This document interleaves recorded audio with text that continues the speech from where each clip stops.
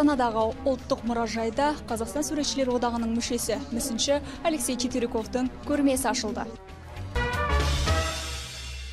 Көрмеде қоладан құйылған алтын адамды, сондай-ақ мәрмәрмен көмкерілген тайқазанды кезіктіруге болады. Мүсіншінің барлық заттары сүйектен, ағаштан, темірден жасалған, ал мұнда оның 250-ге жуық туындысы тұр. Суретшінің бас аяғы 500-ге жуық жәдігері бар. Олардың жартысы осы көрмеге қойылды. Автордың өнерін жалғастырушы әзірге жоқ, дегенмен қайталанбас туындыны көпшілікке көрсету үшін қызы осындай ауқымды көрмелер ұйымдастырып жүр. Это его хобби. И поэтому түрлі мүсіндер жасау әкемнің хоббиі болатын. Міне қиялынан туындаған дүниелердің біразы бүгінгі көрмеде тұр. Әкем көзі тірісінде көрмеге ең негізгі жұмыстарын ғана қоятын. Ал біз бүгін барлық жәдігерлерін алып шығуды жөн көрдік. Дегенмен коллекцияларының жартысы үйде қалды. Барлығы маған ұнайды. Ешбірін бөліп жарып қарауға болмайды.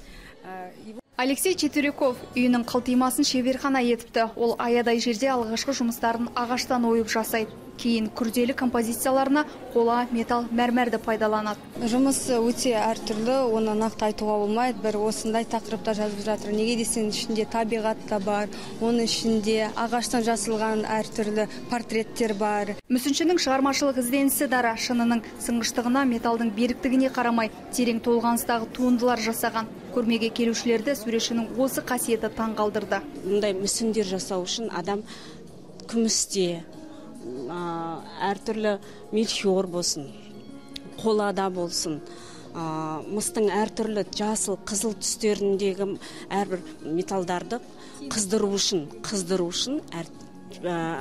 химик болу керек. Айта кетек, мұндай ауқымды шара бұған дейін Алматы қаласында ұйымдастырылған болатын, ал елордадағы көрме қарашаның соңына дейін жалғасын табады.